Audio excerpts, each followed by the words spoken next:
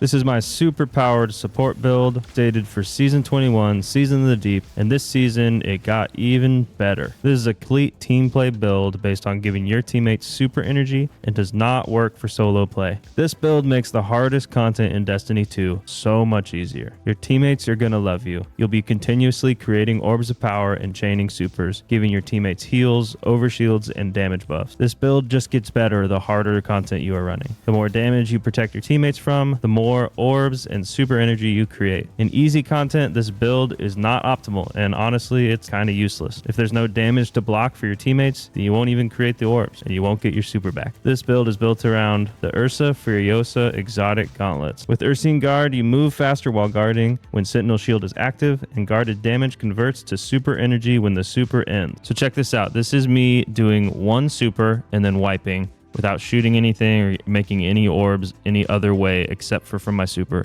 having one teammate stand behind me in the circle. So the super lasts 14 seconds and I make 47 orbs. So I did a deep dive into testing this, and what seems to matter is the amount of damage you are blocking your teammates from and how many teammates are standing behind your shield in the circle. Depending on that, that'll add time to your super, which is just the base super perk. But what the Ursa Furiosa gauntlets add is that you'll get back super energy depending on how much damage you shield people from, which then means your super will last longer and you'll be getting more supers back faster because you'll only need to get 50% of your super back. In order to increase the amount of time you're in your super, you have to make sure you don't have an overshield. A well doesn't seem to change the amount of time, but a healing rift that gives overshield seems to make a difference. So I would assume that any sort of overshield will not let you get back more super energy and will only give you 12 seconds on your super instead of 14 or 16. For the subclass, we're using Sentinel Shield, Guard with Sentinel Shield to create a defensive wall. Allies who shoot through the wall have increased weapon damage, and guarding allies makes the shield last longer. For the abilities, aspects, and fragments, this is really built around the toughest content in Destiny 2 and being able to survive. So this is super tanky based on staying alive and keeping your teammates alive. I know in easier content that there's definitely things that are more viable, make more things explode, and be probably a little more fun in easier content. But this is for the hardest stuff in the game. So with that said, I like Rally Barricade because it has a shorter cooldown and buffs your reload speed, stability, and range of your weapons. Also, your teammates won't accidentally shoot it with a rocket launcher or things like that if you put it in front of them. Also, the cooldown for this is, it says 38 seconds and this one says 48 seconds. Those are actually incorrect when you're running Bastion. This adds sort of 10 seconds to each of these. It actually adds 12 seconds to Towering Barricade, taking it to 60 seconds, and it adds 10 seconds to Rally Barricade, taking it to 48 seconds. But either way, it's a technically 12 seconds shorter Bastion, even though the tooltips doesn't say that. I like Strafe Lift. I really like Shield Throw for the overshield it can give you in a pinch and from long range. And you can also make things volatile with it because of Controlled Demolition. And then making things volatile with this is really important for the build in order to get a lot of the other benefits that I'm going to be talking about. Shield Bash is good, and I like to use it for movement, even though they did just make it 15% of your melee charge to do one of these now if you don't hit anything. Shield Bash is good, but for harder content, I like to stay back, throw my shield, get my overshield, make things volatile, and then explode them. So lots to use Shield Throw. And then Vortex Grenade is a super high damage grenade, and it pulls all the little adds into a center point, also makes everything volatile with Controlled Demolition, and then you can explode them all together at the same time, make a Void Breach, and make orbs. With most of the Void Grenades, you can't go wrong, but my favorite is Vortex Grenade. And then for the Asp, using Controlled Demolition, which I've already talked about a little bit, but hitting a target with a Void ability or Volatile Explosion makes them volatile. Further damage to a volatile target causes them to explode to you and nearby allies when volatile targets explode near you. So you're giving your teammates health when volatile things explode, and they're going to be exploding a ton, especially with your Vortex Grenade and Shield Throws, and then also some of the fragments I've leaned into this as well. And then the second aspect, I kind of go back and forth, and let me talk about why. So safest thing to use is Bash. Cast your super to grant overshield to nearby allies. That's not as important, but casting your barricade grants overshield to yourself and nearby allies and empowers it, enabling it to slowly regenerate the overshield of allies bunkering behind it and extend their overshield duration. This gives you overshield, gives your whole whole team overshield, and it replenishes your overshield constantly. This is a huge support part of this build in the harder Grandmaster content, especially for squishier teammates. And stuff that's really hard and you're struggling, Bastion is the play. Bastion is the way to go. It's super safe. But offensive bulwark is great for getting your grenades back faster. So while you have an overshield or an inside ward of Dawn, your grenade charges significantly faster. You have increased melee range and damage, and your melee final blows extend the duration of your overshield. You gain an additional shield throw while in Sentinel Shield. What I care about most of this is while you have an overshield, your grenade charges significantly faster, and it is very significant. You can feel that, but not as safe and as useful for your team as Bastion. But it is fun to use and a little bit less content than Grandmasters. Sometimes I'll throw on offensive bulwark and play around with that. But for Grandmasters and hard stuff, master content, also if your teammates just keep dying, Bastion's the way to go. Then for the fragments, Echo of Starvation, picking up a Void Breach or Orb of Power, Devour, and you're going to be making a bunch of Void Breaches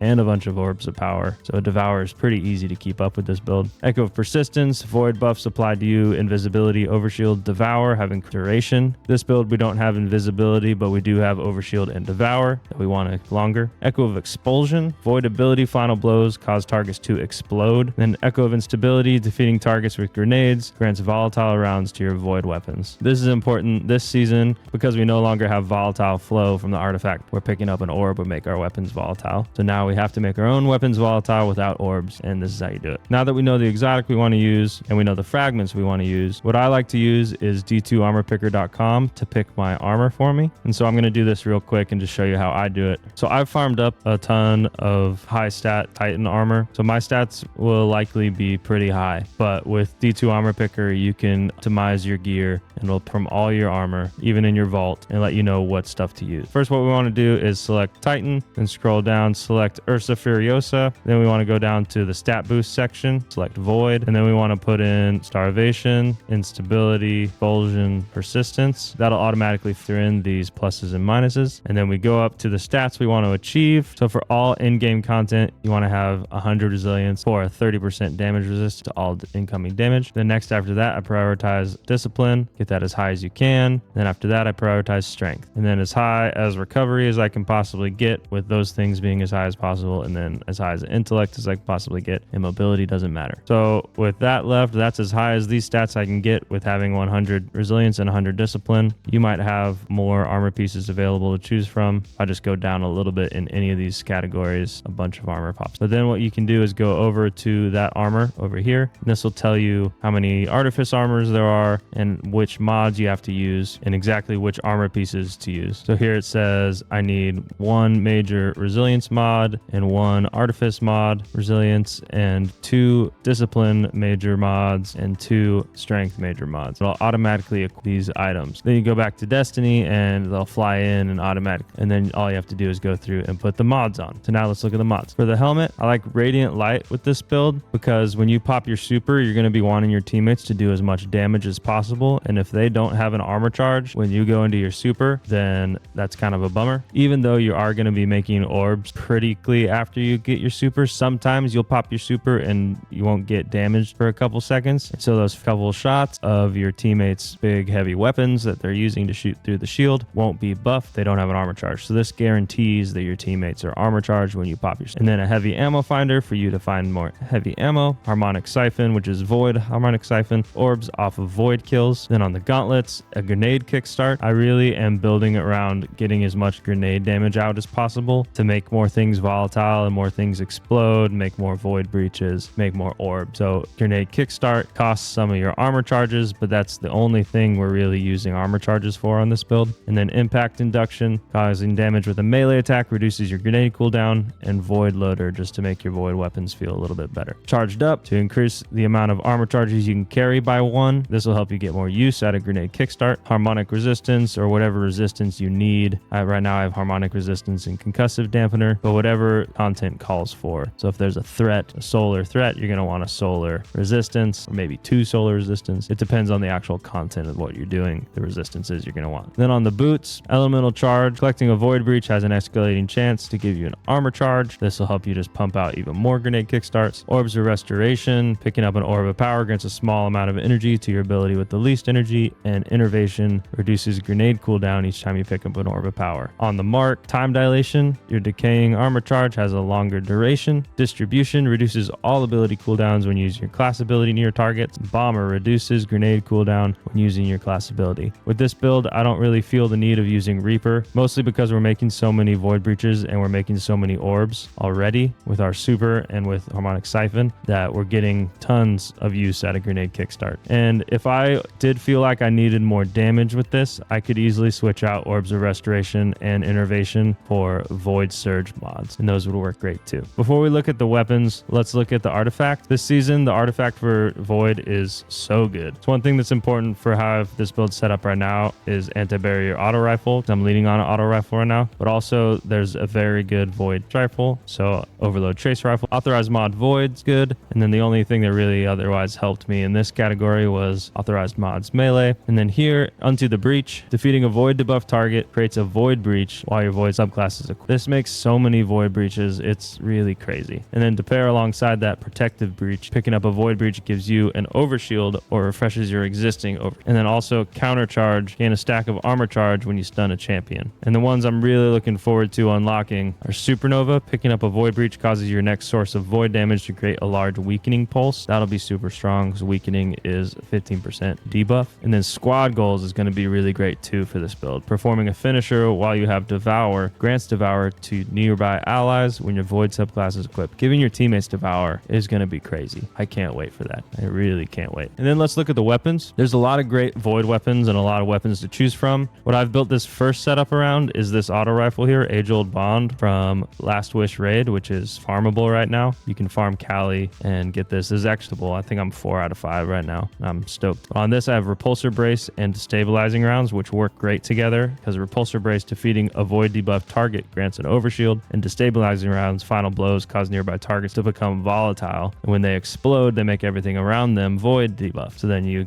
kill one, make everything around it volatile, and then to kill the next one, you get Repulsor Brace. Gives you an Overshield. So this is the God roll that I will be creating, which will then give me enhanced Repulsor Break and enhanced Destabilizing Rounds. I don't know exactly better those are, but I'm excited about having that. This has Arrowhead Break, Accurized Rounds, Repulsor Brace, Stabilizing Rounds, Range Masterwork, and then I put mine. Doing this takes care of barrier champions for me. I don't have to have an auto rifle here. I could easily use a scout rifle. I like this Vouchsafe with rapid hit explosive payload, or I could use an SMG funnel web. But I like this setup right now because I have an auto rifle as my main primary, which takes care of barriers, and then Riptide with Chilk, which takes care of Overload, the slow, and it takes care of Unstoppable, the shatter. So with these two weapons, I take care of all 3 champions, so I'm set for any sort of content, any Grandmaster, I'm good to go. Other kinetic weapons I would consider would be like a Blinding Grenade if things are really tough, Wither Horde to just add damage, or the new Waveframe kinetic grenade launcher from the dungeon. I don't have a great roll of this yet, but I think this is going to be really great. And then if I didn't have to deal with champions at all, or I didn't want the Repulsor Brace, didn't care about that as much, I could go Layman Arc, or Wave Splitter is really great, or Hollow Denial. There's so many Void weapons that are so good. And then for heavy weapons, Leviathan's Breath is great for unstoppable champions and doing super high damage. It'll also glitch out the final boss of the new dungeon, make her stay in one spot, which is very helpful for dealing more damage. It does a lot of that to different kinds of bosses where it just kind of messes with them and makes them easier to kill. If the team needs more weakening, more debuffs, you could run Tractor Cannon to just help your team do more damage, or Red Herring is a decent grenade launcher with field prep lasting impression, or Taipan even for longer range damage. And I like Taipan with triple tap focus. And then if I were to run a Taipan, I could run Wither Horde up here. This is kind of more high damage situation, or Regnant's really great too. But this setup right here with Riptide, Age-Old Bond, and Leviathan's Breath is probably my favorite right now. That's it. That's the build. This is definitely one of the best in-game super hard content builds out there.